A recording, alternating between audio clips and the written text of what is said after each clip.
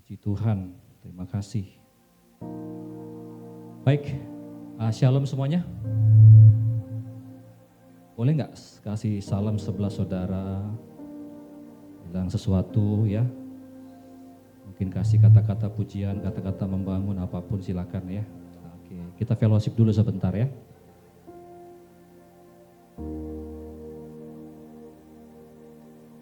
Baik, saudara, dalam bulan ini kita masih berbicara tentang hikmat ya. Saya berdoa setiap saudara bisa diberkati dengan kebenaran firman Tuhan selama 1 bulan ini. Dan sebelum saya menyampaikan apa yang saya mau sampaikan tentang hikmat dalam sebuah perkataan, dalam lidah, saya rindu saudara langsung dengan cepat kita buka Amsal 4 ayat 5-6. Kalau saudara mengikuti saudara akan belajar dalam bulan ini bahwa hikmat itu dimulai dari takut akan Tuhan, amin. Dan orang yang takut akan Tuhan adalah mereka yang mendengar dan melakukan firman Tuhan. Yang setuju katakan amin. Nah, saya dapat sesuatu dalam beberapa hari ini tentang Amsal 4 ayat 5-6. Mari kita baca bersama-sama 1, 2, 3 ya. Perolehlah hikmat, perolehlah pengertian, jangan lupa dan jangan menyimpang dari perkataan mulutku. 6. Janganlah meninggalkan hikmat itu, maka engkau apa saudara? Akan dipeliharanya. Kasihilah dia, maka engkau akan dijaganya. Saya belajar saudara, kenapa sih kita perlu berjalan dalam kebenaran? Karena hikmat berasal dari kebenaran. Orang yang punya hikmat Tuhan adalah mereka yang punya kebenaran dalam hidupnya. Ternyata Alkitab mencatat waktu kita sungguh-sungguh berjalan dalam kebenaran Tuhan, kita akan dijaga dan kita akan dipelihara. Amin saudara. Berapa banyak di tempat ini yang mau dijaga dan dipelihara oleh Tuhan. Amin. Kebenaran itu sendiri akan menjaga kita. Saya itu merenungkan hari-hari ini ada banyak orang bahkan mohon maaf sudah beribadah kepada Tuhan. Tapi mohon maaf saudara masih terlibat miskin dikejar-kejar dengan pinjaman online dan sebagainya. Saya lagi menemukan ada banyak sekali. Sekarang ini bahkan rumah tangga sudah di ujung kehancuran. Saya belajar ternyata Alkitab mencatat umatku binasa karena kurang pengetahuan. Nah saudara, kenapa pentingnya kebenaran itu? Karena kita akan dijaga. Nah saudara, dengan cepat lihat slide saya. Ada 4 tingkatan saudara yang kita perlu belajar ketika orang bisa mengenal kebenaran ya. Pertama, kalau dari ayat itu dikatakan perolehlah hikmat. Katakan peroleh. Yang pertama sekali kita memperoleh hikmat. Bagaimana caranya? Kita dengar dan kita lakukan. Itu cara memperoleh hikmat. Jadi kalau saya bilang beberapa waktu yang lalu, ketika orang baru pertama kali ikut Tuhan, mungkin dengan baca Alkitab ngantuk. Di sini ada enggak Mas kalau baca Alkitab ngantuk? Ada? Oke, gak usah angkat tangan ya. Peroleh hikmat dari kebenaran. Yang kedua, jangan apa? Jangan lupa, katakan jangan lupa. Setelah kita peroleh hikmat, jangan lupa. Saya nggak tahu bagaimana cara saudara, tapi kalau buat saya, cara kita nggak lupa, cara saya nggak lupa, saya catat. Yang kedua, hafalkan. Saya nggak tahu saudara pernah baca atau pernah dengar, orang Kristen di China itu luar biasa. Mereka nggak seperti kita dapat Alkitab, mereka itu mesti menghafalkan lembar demi lembar. Jadi misionaris datang dikasih nanti berapa lembar, mereka hafalkan saudara. Karena menurut mereka kalau Alkitab sudah dihafal, nggak ada yang bisa ambil. Saudara, kita masih enak, kita semua masih boleh punya handphone suci ya. Pertanyaannya dibaca apa enggak? Kalau kita nggak baca, kita nggak dapat hikmat. Yang kedua, jangan lupa, bilang sebelahmu jangan lupa. Jangan menyimpang, katakan jangan menyimpang. Orang yang enggak menyimpang itu gini, orang yang sudah jalan, sudah melakukan kebenaran, jangan lagi bergeser. Tetap di jalan itu. Kadang-kadang dalam perjalanan hidup seringkali kita itu disimpangkan, betul enggak? Alkitab berkata berbahagialah mereka yang tidak duduk dalam kumpulan pencemooh, yang tidak menerima nasihat orang fasik. Kadang-kadang dalam perjalanan hidup kita ada nasihat-nasihat yang fasik. dan kita mulai menyimpang. Kalau sudah nggak setia, dia ngapain lagi sama dia? Tinggalkan aja. Capek kali kau. Nasihat orang fasik, betul ya?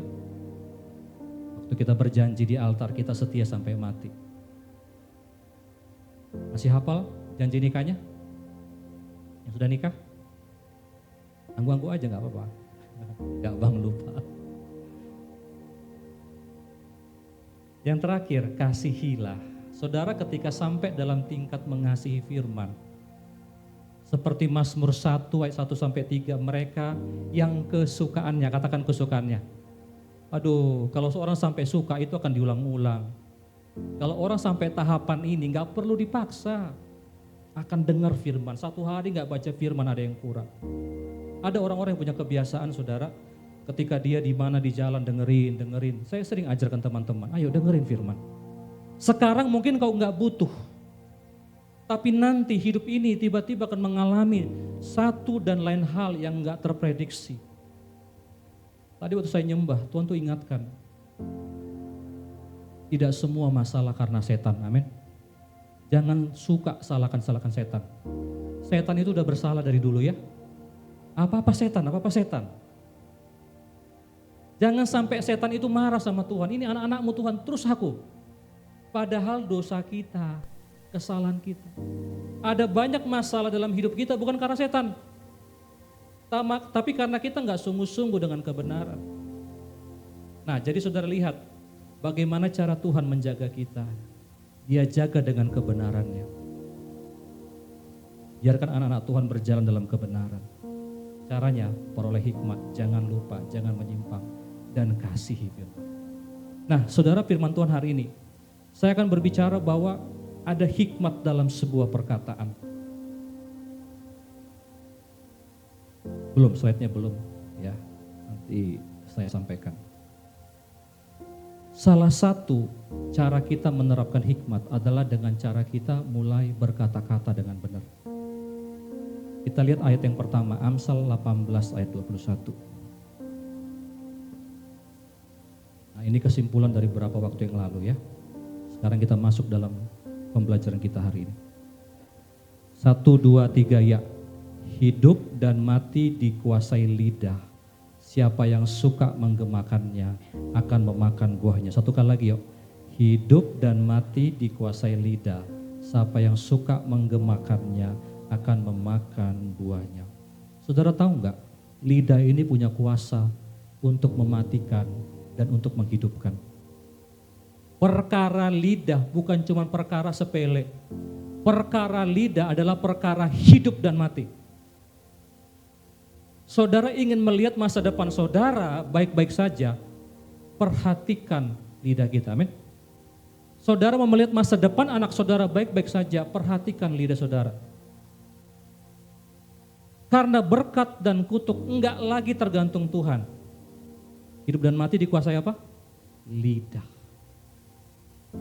Lidah yang kecil ini, kita akan belajar hari ini, punya kuasa yang sangat besar. Jangan pernah sepele. Setiap kata-kata yang kita keluarkan itu punya kuasa. Siap belajar saudara?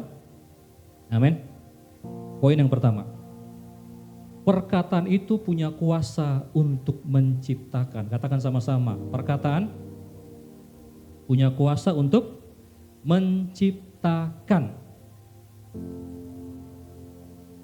Ketika di Taman Eden, ketika bahkan sebelum ada Taman Eden, kalau saudara baca kitab Kejadian, Roh Allah melayang-layang di atas apa? Permukaan air. Lalu Allah berfirman, jadilah terang, maka terang itu pun jadilah cakrawala, cakrawala belum menjadi. Semua diciptakan oleh perkataan.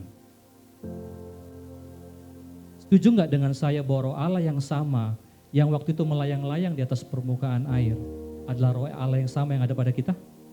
Setuju? Anak Tuhan kalau ngomong itu ada kuasanya. Dan kuasa itu untuk menciptakan. Ketika kita bilang bodat, bodat akan tercipta.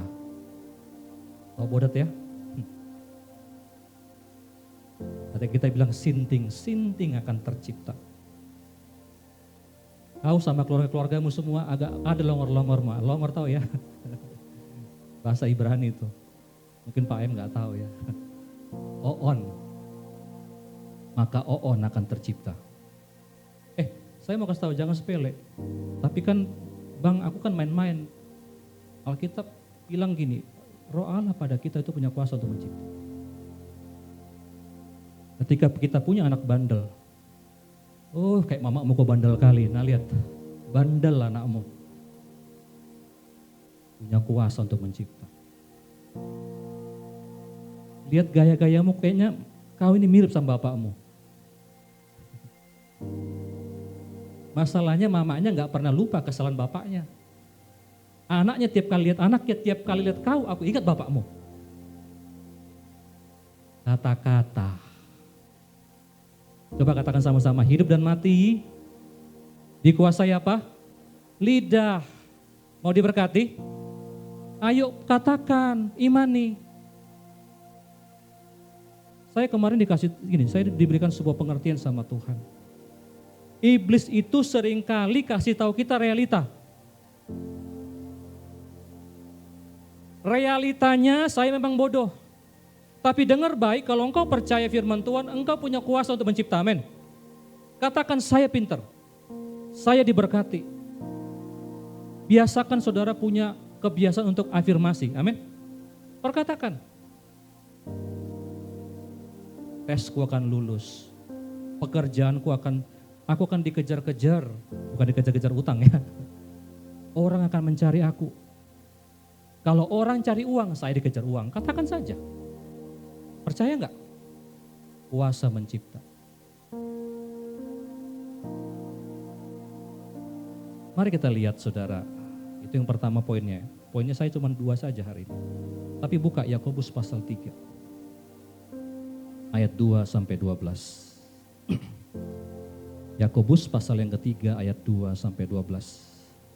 Ini ayat utama, saya akan kembali lagi ke sini nanti. Yakobus pasal yang ketiga ayat yang kedua, nanti mulai.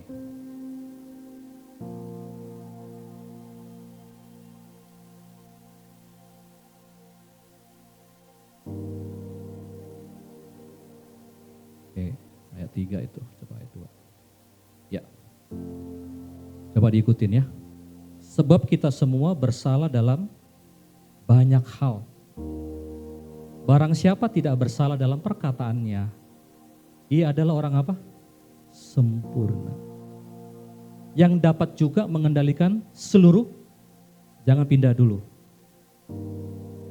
Saudara, Alkitab mengatakan kalau kamu bisa kendalikan lidah, kamu bisa kendalikan tubuh.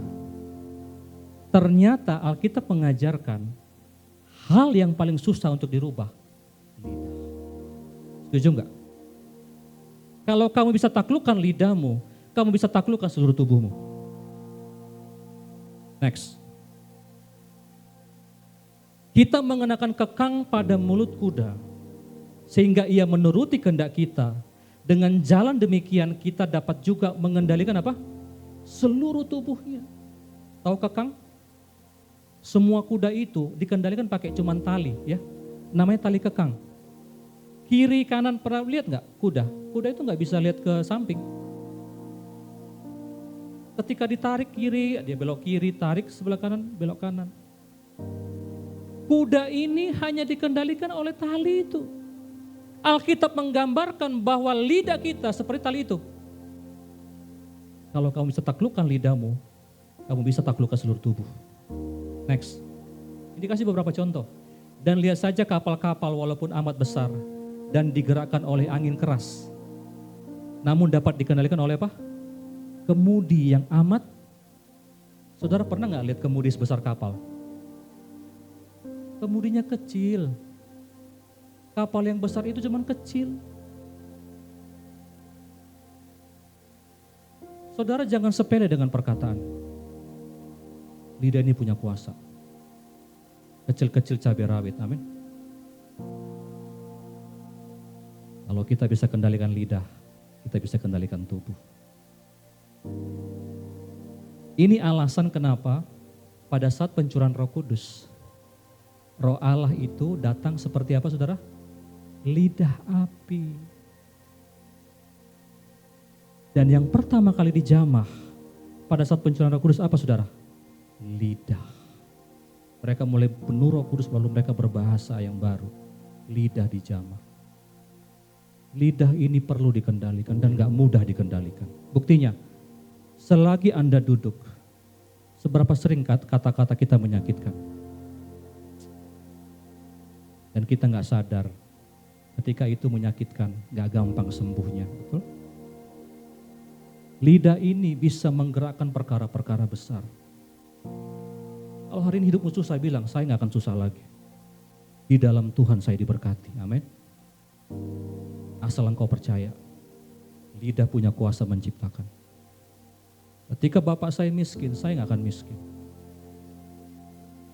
Bilang sama sakitmu, saya gak akan selalu sakit. Bapak saya darah tinggi, opung saya darah tinggi, saya gak akan darah tinggi. Katakan dengan iman. Saya mau tanya begini, kira-kira kalau Anda berkata-kata, kalau engkau sadar dengan kekuatan perkataan, kekuatan iman saudara dalam perkataan, itu akan jadi saudara, itu akan jadi. Baca ayat 5.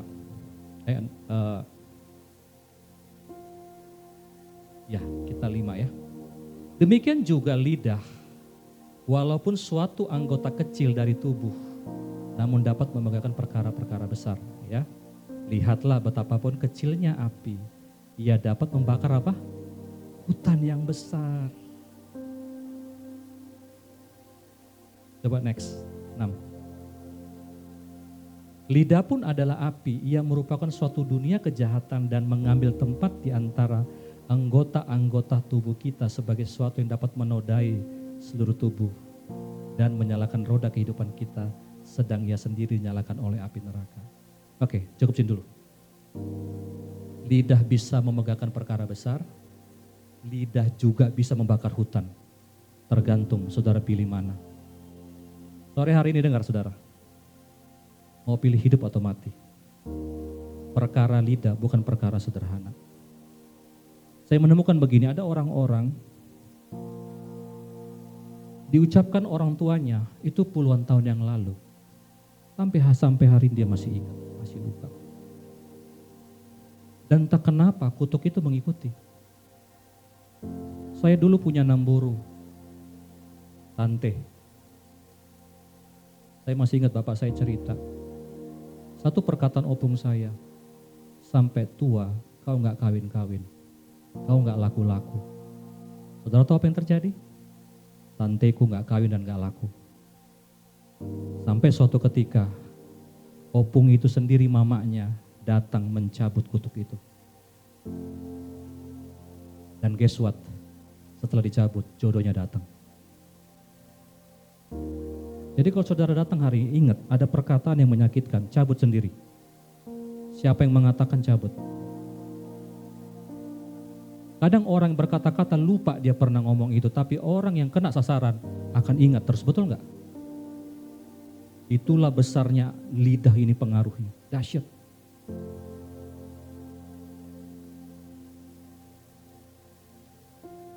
Dengar saudara, pikiran kita ini tiap hari sampahnya banyak. Minggu lalu udah percaya sama Tuhan, dengar firman semangat. Senin gak percaya lagi, betul gak? Kemarin, wah habis home, semangat. Besoknya ragu lagi, galau lagi. Coba saya mau tanya, di rumah kita sampah tiap hari ada gak? Rumah siapa di tempat ini yang sampah seminggu sekali aja baru ada? Ada? Tiap hari sampah ada. Karena sampah tiap hari ada, maka pikiran kita juga tiap hari harus dibersihkan. Dengan cara apa? Perkatakan. Susah banget ya bisnis bilang gini, saya diberkati. Saya dibedakan sama Tuhan. Tuhan akan memperluas daerah saya, amin. Meskipun kenyataannya gak luas-luas, gak apa-apa. Ciptakan. Saya menyaksikan ada banyak sekali hal-hal yang saya katakan terjadi. Ada memang yang belum terjadi, buat saya gak ada masalah. Itu cuma bicara waktu. Tapi firman Tuhan ya dan amin.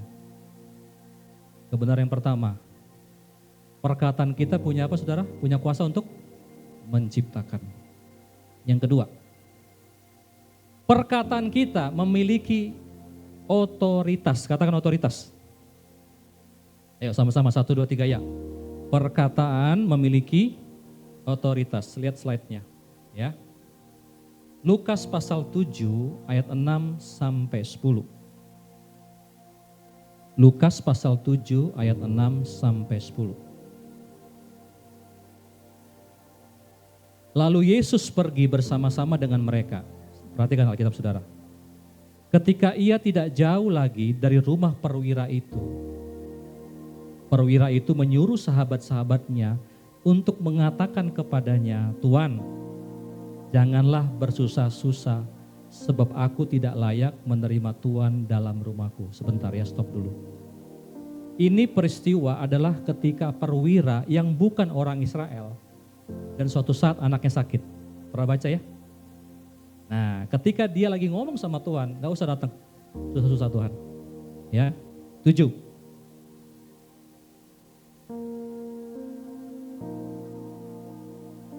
Dalam nama Yesus.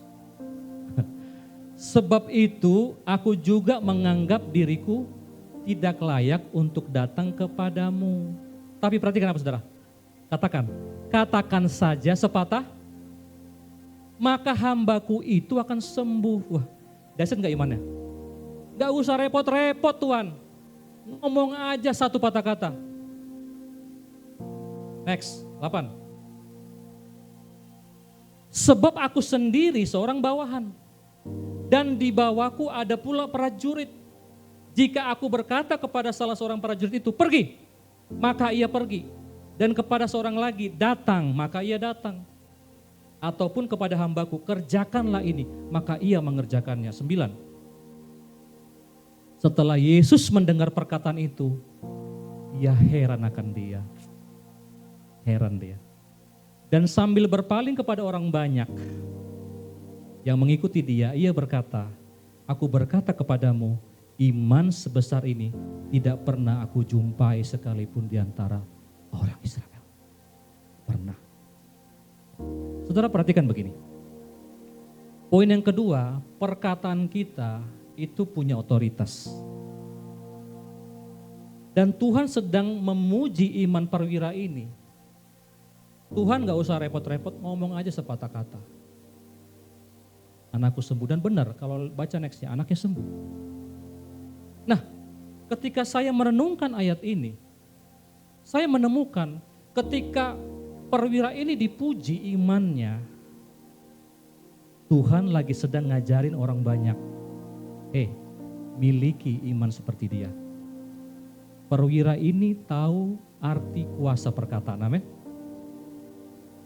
Yuk katakan, bilang. Katakan, ayo. 1, 2, 3. Katakan. Katakan sepatah kata. Ayo beberapa ayat, Matius 18 ayat 18. Saya akan buka kepada saudara kebenarannya, betapa dahsyatnya kuasa perkataan. Matius 18 ayat 18. "Aku berkata kepadamu, sesungguhnya apa yang kamu ikat di dunia ini," apa saudara? "Akan terikat di sorga." Kamu ngomong sesuatu di bumi ini akan terjadi di sorga. Sorga itu sepakat. Dan apa yang kamu lepaskan di dunia ini akan terlepas di sorga. Itulah dahsyatnya sebuah perkataan. Pulang dari tempat ini praktek yuk. Saya nggak tahu kondisi saudara apapun. Ingat, kuasa itu, perkataan itu punya kuasa, punya otoritas. Apa yang kita katakan akan terjadi di surga, amin. Karena kita anak Tuhan. Makanya kalau ada yang sakit bilang, "Saya sembuh, saya sembuh, saya sembuh." Walaupun pikiran saudara bilang, "Enggak, ini enggak sembuh, ini mematikan." Keluargaku akan pulih. Ciptakan. Satu lagi, Matius pasal 17 ayat 20. Ia berkata kepada mereka, "Karena kamu kurang percaya, sebab aku berkata kepadamu, sesungguhnya sekira kamu mempunyai iman sebesar biji sesawi saja." Saudara, kalau ada yang pernah tahu, biji sesawi itu biji yang paling kecil, betul ya? Kecil banget. Biji mangga jauh lebih besar. Tapi biji sesawi itu yang kecil, itu pohonnya gede banget. Jadi nggak perlu iman yang besar, amin. Iman kecil saja. Jikalau kamu mempunyai iman sebesar biji sesawi, kamu dapat berkata, lihat, berkata kepada saudara apa? Gunung ini. Alkitab nggak bilang kamu ngapa-ngapain, enggak. Dia hanya bilang berkata. Pindah dari tempat ini ke sana, maka gunung ini akan pindah. Dan takkan ada yang mustahil bagimu. Mau praktek saudara? Ayo berkata. Segitu dahsyatnya kuasa perkataan. Saya perhatikan kenapa banyak kehancuran. Kenapa juga banyak hal besar terjadi. Salah satunya adalah karena perkataan. Ada banyak orang nggak menyadari kuasa ini. Kita cukup berkata kepada gunung-gunung pindah. Sekarang gunung apa yang kita punya? Gunung itu bicara sesuatu yang besar, amin. Katakan saja. Gimana kalau hari ini belum terjadi Pak? Ngomong lagi besok. Belum terjadi, ngomong lagi. Kadang-kadang memang ada yang diizinkan Tuhan, tapi nggak semua diizinkan Tuhan. Kadang-kadang kita masih praktek otoritas, amin. Apa poin yang kedua? Perkataan kita punya otoritas. Nah, kita kembali kepada Yakobus pasal 3 ayat 6 sampai 8. Saya sudah sampaikan betapa besarnya kuasa itu ya. Kuasa untuk membangkitkan, kuasa untuk menghidupkan. Nah, sekarang kita akan lihat ada kuasa untuk mematikan juga. Makanya dikatakan hidup dan mati dikuasai lidah. Lidah pun adalah api, ia merupakan suatu dunia kejahatan dan mengambil tempat di antara anggota tubuh kita sebagai suatu yang dapat menodai seluruh tubuh dan menyalakan roda kehidupan, sedang ia sendiri dinyalakan oleh api neraka 7. Semua jenis binatang liar, burung-burung serta binatang-binatang menjalar, dan binatang-binatang laut dapat dijinakan dan telah dijinakan oleh sifat manusia 8. Tapi tidak seorang pun yang berkuasa menjinakkan apa saudara? Lidah. Ia adalah sesuatu yang buas, yang tak terkuasai dan penuh apa saudara? Racun, mematikan. Jadi selain lidah itu bisa menghidupkan, bisa memindahkan gunung, lidah juga beracun dan buas. Ada orang yang pernah ngomong gini dan saya setuju. Kalau kita dipukulin, gak lama sembuh, betul gak sih? Tapi kalau kita dipukul dengan lidah, kata-kata yang nyakitin, kadang-kadang sembuhnya lama. Kadang lebih baik saudara dipukulin daripada verbal disakiti. Setuju enggak?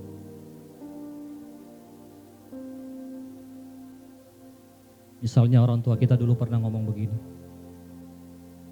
Kamu sebenarnya lahir nak, kami gak rencanakan. Kau lahir karena kecelakaan. Percaya sama saya, kalau ini nggak dipulihkan, anak ini akan jahat, tertolak, merasa nggak berharga. Atau ada kata-kata yang lain, kau itu nggak kayak abangmu. Kalau abangmu itu dibilang sekali langsung nurut, kalau kau aduh, dibanding-bandingkan. Lihat kerusakannya. Lidah itu bisa jadi beracun saudara, bisa buas. Tahu buas ya? Bisa ganasnya luar biasa.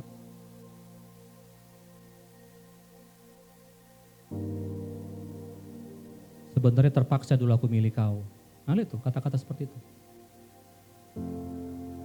Tunggu-tunggu setahun gak ada jawaban, muncullah kau. Nah lihat, padahal udah 3 anaknya.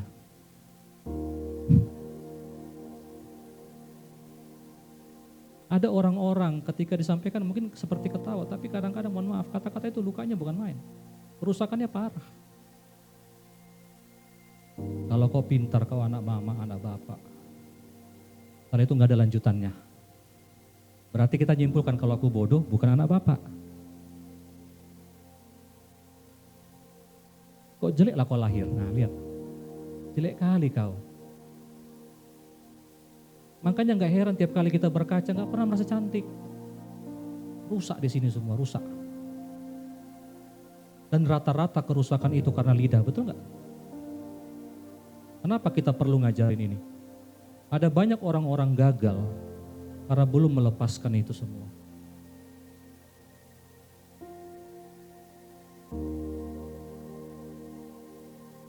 Mau berubah? Rubah cara kita berkata-kata. Karena hidup dan mati dikuasai lidah. Mau hidup? Angkat tangan yang mau hidup. Bilang sebelahmu, rubah caramu berkata-kata. Gimana bang kalau tiba-tiba saya sudah terlanjur ngomong yang gak baik? Gimana kalau perkataan saya sudah ngelukain pasangan saya, anak saya, sahabat saya? Cepat-cepat datangi dan cabut perkataan itu, cepat-cepat. Siapa yang cabut bang? Kau sendiri, cabut. Jangan suruh orang lain cabut. Apalagi suruh Tuhan mencabut. Ya kamu mesti, yang ngomong kamu loh, bukan Tuhan. Banyak orang gak selesai karena orang yang melukai gak ngomong apa-apa. Buat dia biasa aja ngomong begitu.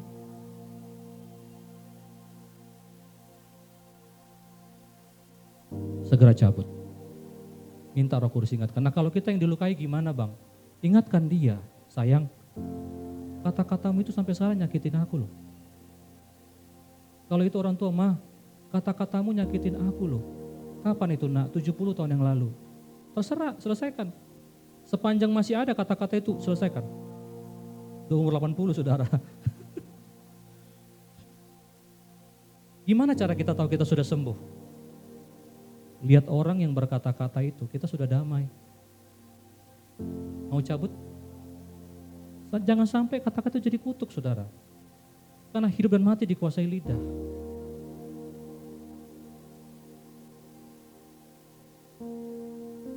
Dengan cepat ada berapa contoh. Apa yang tidak boleh dilakukan dengan lidah kita? Yang pertama, penghakiman. Ini contoh-contoh. Apa itu menghakimi? Menghakimi menurut saya adalah memakai asumsi tanpa data. Itu penghakiman. Kamu selalu begini. Kamu gak pernah becus, padahal kemarin becus. Baru hari ini dia gak becus. Selalu. Selalu kau jorok. Kita itu gampang sekali melihat negatif, susah lihat yang positif, betul enggak? Di kepala kita sudah ada sebuah gambaran, ini jorok ini orang. Meskipun dia bersih, dia jorok gitu. Penghakiman. Pasangan enggak kalah, kau pelit, nah mulai. Jorok dan pelit, serang-serangan, jadi semua. Makanya enggak heran kenapa ya pasanganku tambah pelit, ya kau yang ngomong. Enggak bisa keluar apa-apa dari kantongnya, lah kamu yang ngomong. Jadi gimana bang kalau saya punya pasangan pelit, ngomong.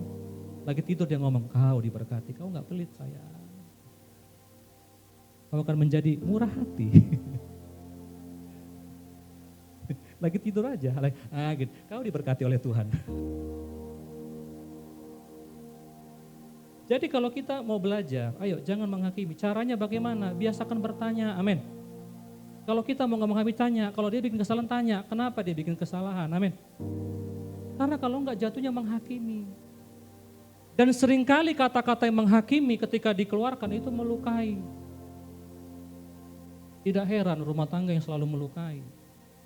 Susah untuk bersatu. Kadang-kadang mohon maaf ada orang pasangan yang duduk sama-sama dekat. Tapi hatinya bermil-mil jauhnya. Tuhan tahu hati saudara hari ini, amin. Saya berdoa hari ini Tuhan saudara dipulihkan. Kalau ada yang belum beres, beresin. Yang kedua, kritik. Yang enggak boleh dilakukan adalah kritik yang tidak sehat. Kritik perlu. Kritik itu harus membangun, bukan menyerang pribadi. Amin saudara.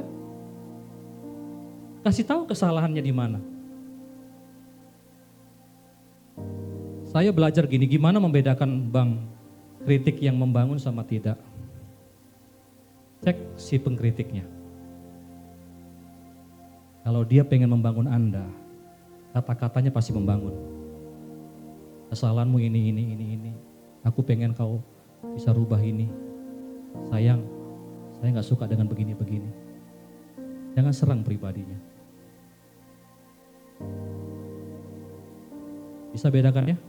Minta hikmat kalau nggak ngerti. Serang kesalahannya. Karena gini, kalau kita sayang sama orang itu, kita rindu dia berubah, betul nggak? Bukan dia hancur. Buat apa kita kritik dia terus dia hancur lebur? Percaya sama saya, coba praktekin satu kata aja, satu kata aja. Yang tadi istrinya suka masak, yang tadi istrinya cantik, lama-lama jelek pasti. Lalu dikata-katain. Yang suaminya tadinya lancar cari uang, ya kan? Tiba-tiba jadi nggak produktif. Karena kata-kata. Dulu suamiku ini lucu, sekarang udah nggak lagi. Nah jangan-jangan sering dikata-katain nggak lucu lagi sekarang. Padahal aslinya dia itu orangnya, paham ya? Yang ketiga, kata-kata kasar, makian, hinaan, umpatan dan sebagainya. Next, bully. Saya mencatat saudara, bully itu ternyata punya kerusakan juga sangat besar. Jumlah korban bullying di seluruh dunia sulit untuk dihitung secara pasti. Tapi berdasarkan berbagai laporan, bullying adalah masalah global yang mempengaruhi jutaan orang setiap tahunnya. Ada beberapa data yang saya kutip. Pertama, laporan UNICEF tahun 2019, sekitar 1 dari 3 anak berusia 13 sampai 15 tahun di seluruh dunia pernah mengalami bullying di sekolah, setara dengan 150 juta anak. 1 di antara 3. Bully. Next. WHO 2017. Bullying adalah faktor yang berkontribusi terhadap masalah kesehatan mental dan resiko bunuh diri di kalangan remaja. Diperkirakan bahwa 20-40% anak-anak di seluruh dunia menjadi korban bullying setidaknya sekali dalam hidup mereka. Jadi nggak sedikit yang bunuh diri gara-gara bully. Kalau ini memang datanya banyak di anak-anak. Tapi sekarang berapa banyak orang besar juga ya, apalagi di sosmednya kan. Katanya ganas-ganas semua. Ganas. Beracun semua. 3. Next. Data di negara maju Amerika Serikat, survei yang dilakukan oleh National Center for Educational Statistics melaporkan bahwa sekitar 20% siswa di sekolah menengah pernah mengalami bullying. Di Inggris 25% dan sebagainya. Jadi saudara lihat, data-data ini saya keluarkan betapa bahayanya kuasa lidah. Banyak yang depresi, banyak yang bunuh diri. Nah, apa yang kita mesti lakukan? Saya pernah share di sosmed saya, memaafkan itu saudara, seperti kita lagi memaku di tembok, mencabut paku. Kalau kita paku di tembok, maaf ya, diminta maaf kan? Kita cabut pakunya. Tapi saudara tahu, bekas lubang itu tetap ada, betul nggak sih? Mengampuni satu sisi, melupakan sisi yang lain. Ada banyak orang, ampuni ya, diampuni. Tapi dengar baik, perkataan yang saudara akibatkan itu menimbulkan lubang. Nah banyak orang ketika minta maaf, lubangnya belum ditutup, dibikin lubang baru. Banyak kali lubangnya. Semua sakit hati itu butuh waktu untuk sembuh. Jangan paksakan dirimu, amin. Pak, gimana kalau sampai sekarang saya belum bisa melupakan? Tidak apa-apa. Itu butuh waktu. Yang pasti engkau sudah memaafkan, amin. Minta Roh Kudus cepat-cepat untuk hapuskan lubang. Tapi dengar baik, engkau si pembuat lubang, dengar baik ini. Jangan gampang-gampang nyakitin orang dengan kata-kata. Bertobat. Bertobat. Hal terakhir, apa yang mesti kita lakukan? 2 ayat terakhir kita akan tutup. Yesaya 50 ayat 4. Bagaimana cara kita memiliki lidah yang membangun? Tuhan Allah telah memberikan kepadaku lidah seorang murid, supaya dengan perkataan aku dapat memberi semangat baru kepada orang yang letih. Setiap pagi ia mempertajam pendengaranku untuk mendengar seperti seorang murid. Apa yang masuk itu yang keluar. Semua yang masuk dalam hati seseorang itu yang keluar dari mulutnya. Kalau yang masuk setiap pagi itu firman. Yang masuk setiap pagi adalah kebenaran. Setiap pagi loh katanya. Dengar baik, lidah saudara akan lidah seorang murid. Dia akan membangun orang lain. Setuju? Membangun. Karena kita dengar perkataan firman Tuhan. Waktu kita lihat istri kita ngelawan, kita percaya. Kita perkatakan, kita imani, berikan saya pengendalian diri Tuhan. Minta buah roh yang ke-9. Waktu kita lihat misalnya, anak kita kok bandel banget. Minta kendalikan. Yang kedua, Kolose pasal 3 ayat 16. Jadi saudara dengar, apa yang saudara dengar, hikmat yang saudara dapat menentukan apa yang keluar dari mulut saudara. Yang saya bilang bukan sekedar baca Alkitab, enggak. Izinkan Tuhan mempengaruhi pikiran kita. Hendaklah perkataan Kristus diam dengan segala kekayaannya di antara kamu.